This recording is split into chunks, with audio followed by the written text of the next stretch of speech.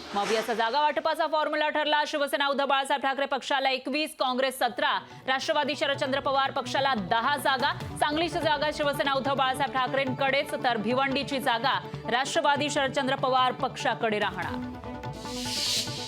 सांगलीतील काँग्रेस नेते Vishwajit Kadam, Vishal Patil not reachable. शिवसेनेची उमेदवारी जाहीर होताच नेते नॉट रिचेबल।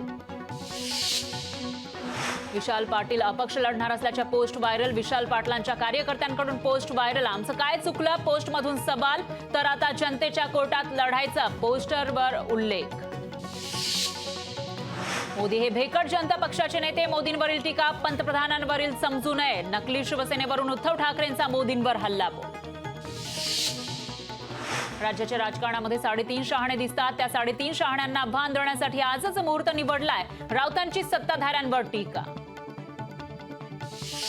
काँग्रेस प्रवक्ते राजू वाघमारेंचा शिवसेनेत पक्षप्रवेश। मुख्यमंत्री एकनाथ शिंदेंच्या उपस्थितीमध्ये ठाण्यातील आनंद आश्रमात पक्षप्रवेश।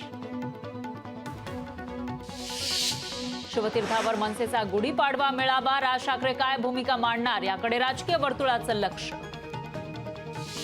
एकनाथ खडसेंच्या अडचणीत वाढ होण्याची शक्यता। 137 कोटीच्या गौण खनिज नोटीस कारवाईच्या स्थगिती प्रकरणी चंद्रकांत पाटलांकडून याचिका दाखल। 30 एप्रिल रोजी होणार पुढील सुनावणी। बदल न केल्यास दोघांच्याही पक्षाची वाताहत होईल। प्रकाश आंबेडकरांचा ठाकरे पवारांना सल्ला।